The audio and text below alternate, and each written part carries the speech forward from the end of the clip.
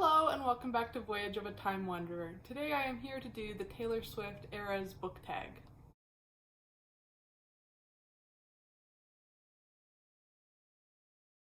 So for me, this summer has definitely been the summer of the Eras tour.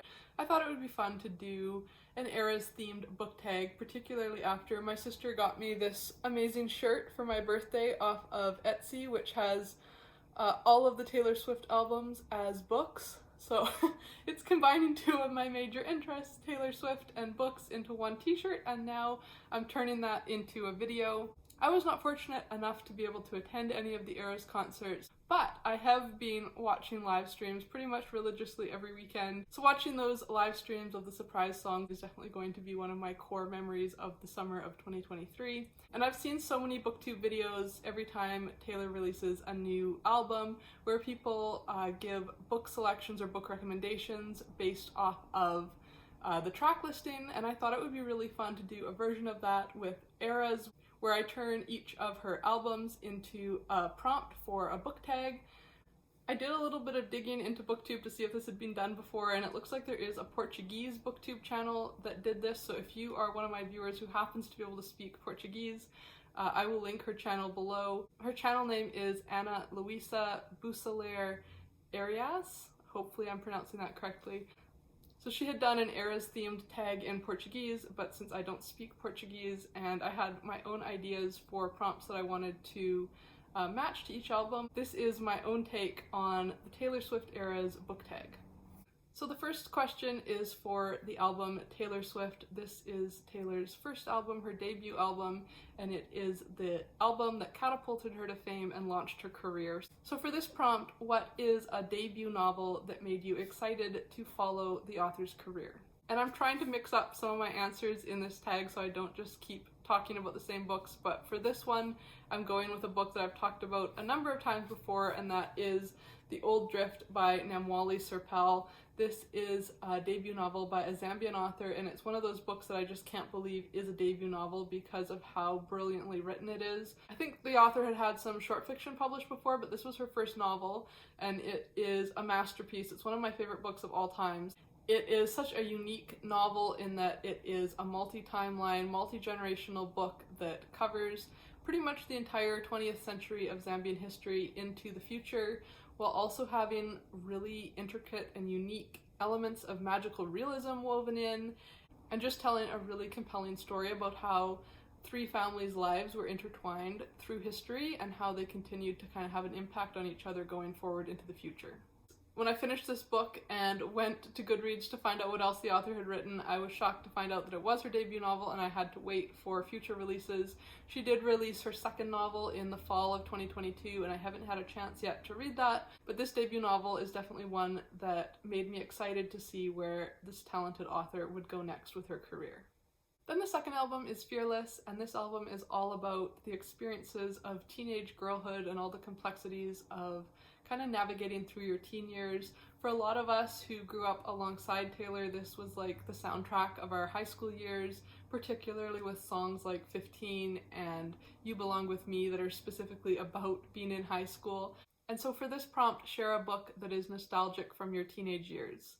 And I recently reread the first Sisterhood of the Traveling Pants for the summer camp prompt in the summer book bingo hosted by Tiffany from Beautiful Minutia. And I went in knowing this would be a really nostalgic read for me because I absolutely loved the Sisterhood of the Traveling Pants series when I was in high school.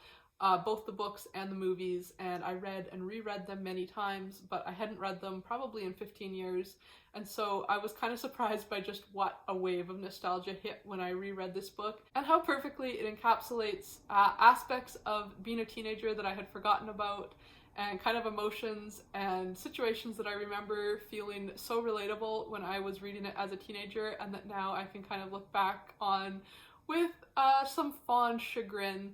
This book series is about a group of 4 friends who are having to spend the summer apart for the first time in their memory. They've been friends since childhood, and now for the first time their summer plans will have them splitting up to different corners of the world. And they find a pair of pants that magically fits all of them at the thrift store. And so they vow to stay in touch by sending each other letters and sharing the pants amongst each other over the course of the summer, and writing about the memories that they made while wearing the pants when they send the pants on to the next recipient. Bridget is going to a soccer camp in Mexico. Tibby is staying put in their hometown and working at a Walgreens. Lena is going to visit her grandparents in Greece. And Carmen is going to be spending her summer vacation in another state with her father. Rereading The Sisterhood of the Traveling Pants after so many years brought back so many teenage memories in the same way that I relive high school experiences when I re-listen to Fearless. The third album is Speak Now, and Taylor released this entirely self-written album as a rebuttal to critics who were questioning her talent and doubting whether or not she wrote her own songs. So in response to that, she wrote an album entirely on her own without the help of any collaborators and released it, and that became her third album, Speak Now. And so the bookish prompt that goes with Speak Now is a memoir where the author had a chance to share their story in their own words. When I thought of this prompt, the book that immediately came to mind was Prince Harry's Spare. I read this book as soon as it came out in January, and I still have a hard time determining a rating for it because I just have so many mixed opinions. I don't think it's great literature or super well written. I know it's not entirely factual because there are anecdotes and episodes in that book that are easily debunked and that I even remember from the press coverage at the time as happening in a different way than Harry remembers it happening.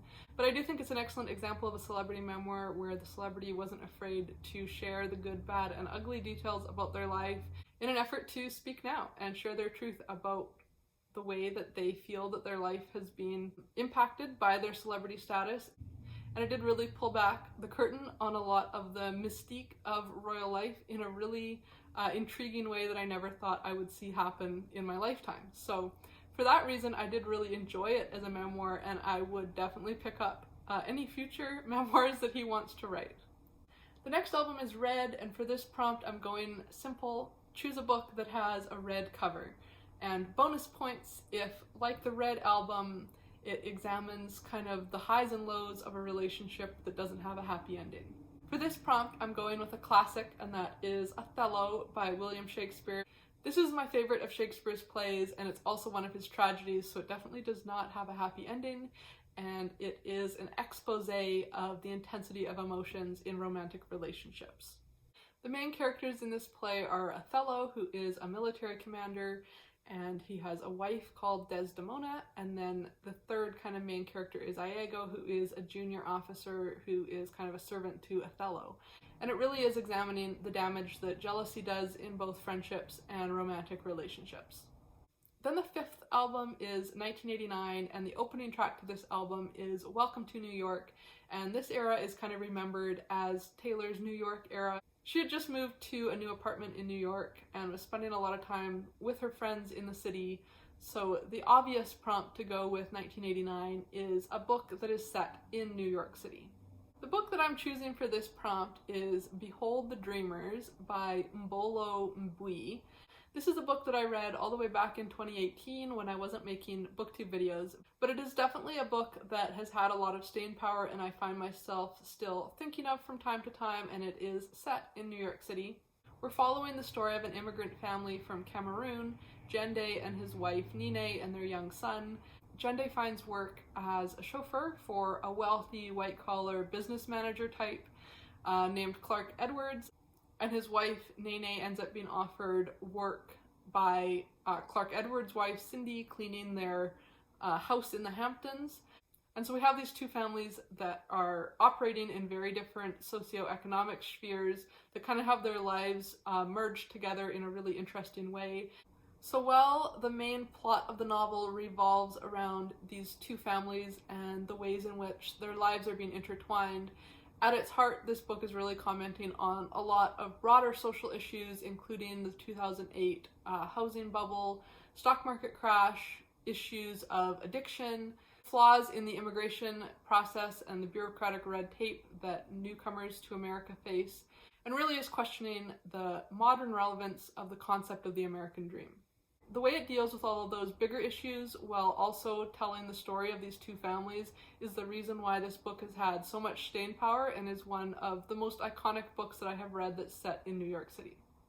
The sixth album is Reputation, and this album came out after Taylor had received quite a bit of negative press and the general public opinion had turned against her. So for this prompt, choose a book wherein a character has a bad reputation or has been portrayed in a negative manner. So for this prompt, I've gone with a fairly recent read, and that is The King's General by Daphne du Maurier. Isn't this vintage Penguin Classics edition that I got at my local secondhand bookstore just gorgeous? I don't have any of this vintage of Penguin's Classics before, and I just think that's really cool. Anyway, the titular The King's General is Sir Richard Grenville, who was a real historical figure during the English Civil War. This is one of du Maurier's historical fiction novels. And Sir Richard Grenville garnered himself quite a bad reputation for his behavior during the English Civil War, and du Maurier wrote this book to be somewhat sympathetic towards him and to portray his life and the events of his life in a fictionalized way through the eyes of a woman who loved him. And there's a quote at the end of the first chapter that I think puts this really into perspective and really sets up what the rest of the book is trying to do. And it says, "There is so much to say and so little time in which to say it, for I do not fool myself about the future. So while my Richard's defense is discussed by the world and placed on record for all time amongst the archives of this 17th century, my apologia will go with me to the grave, and by rotting there with me, unread, will serve its purpose. I will say for Richard what he never said for himself, and I will show how, despite his bitter faults and failings, it was possible for a woman to love him with all her heart and mind and body, and I that woman." And so this is a really interesting book because we do see a character that the rest of the world both fears and judges quite harshly through the eyes of someone who loves him unconditionally and sees some of the redeeming qualities that he has. And so I think it's really interesting to have a book that portrays a morally ambiguous, morally gray character in a sympathetic way, and that's why I'm picking this book for a prompt with a character that has a bad reputation. The seventh album is Lover, and this album, like the title would suggest, is all about love. It came at a time when Taylor was in a long-term relationship, and so it was kind of examining the complexities of long-term relationships, the insecurities that we bring into our romantic relationships, how our past can shape our current love, and really examining all facets of love. So for this prompt, share a book that deals with the complexities of long-term relationships or marriage. There are so many romance books out there that just deal with the early stages of the butterflies of falling in love and getting together with someone, but not as many books that deal with characters that are in long-term relationships or who are married and look at more of the complex emotions and the highs and lows that come with being in a relationship with the same person over many, many years. And I think that that is really what the Lover album was trying to do. And so for this prompt, I'm choosing another recent read, and that is The Jeweler's Shop by Karol Wojtyła, who is better known as Pope John Paul II. This is a play that he wrote before he was Pope, and it's kind of a play, but it's also really just a series of monologues and meditations on marriage and love. And it's framed through the stories of three different couples who are at different stages of engagement and marriage. We have a couple who's just getting married, a couple who has been married for many, many years and is struggling, and then we have a young couple who's considering getting engaged, who is children from both of the first two couples. And it's really that third couple that I found to be the most powerful to read about, because it's really examining how the experiences in their life up to that point and the baggage of their parents' relationships are being brought into their current relationship and having an impact on how they experience and show love to their partner. It's really a play about how we know if love is real, how love can last through hardship, and kind of how the insecurities that we bring into relationships can have an impact on the people that we want to love. And I think those are really similar to a lot of the themes that we see in songs on Lover, like Afterglow, The Archer, Lover, Daylight, Cornelia Street. All of those songs deal with similar emotions about some of the inner struggles that can come even when you are in a secure, stable, committed relationship. Album number 8 is Folklore, and this is now my favorite Taylor Swift album, and it's such a special album because this was a surprise drop in the middle of the pandemic. This came out in July 2020, and she only began working on it in the early stages of quarantine, so it was put together and written very quickly and then released into the world while we were all still struggling in isolation. It came as a really bright light in a hard time in my own life. I had just been laid off from my job due to some restructuring and budget constraints thanks to COVID, and having this album come out as just a surprise treat in the middle of a really hard summer for I think most people was just so special. This album is called Folklore, and in the album prologue, Taylor explains how this album came to be because she just let her imagination run wild and tell stories and blur the lines between her own experiences and fictional universes that she was creating in a way that kind of mimicked the storytelling of folk tales and myths. So for this prompt, choose a book that deals with folk stories or myths in some way. For this prompt, I'm choosing If Women Rose Rooted by Sharon Blackie. And this is a really unique and powerful memoir that I read a few years ago now that merges the author's real-life experiences with Celtic myths, particularly Celtic myths around women and their power in Celtic society. And the author is trying to pull out kind of what wisdom can be still drawn from these myths and how we can take lessons from these myths and apply them both to our personal lives and to broader societal issues of the modern world. A lot of this book takes place on the Outer Hebrides, which is a remote series of islands off of Scotland's west coast, and that is where my Scottish roots come from. So I had a genealogical interest in this book and in learning more about the myths and stories that my ancestors would have been sharing around the fire many years ago. Then album number 9 is Evermore, and Evermore is another surprise drop in 2020.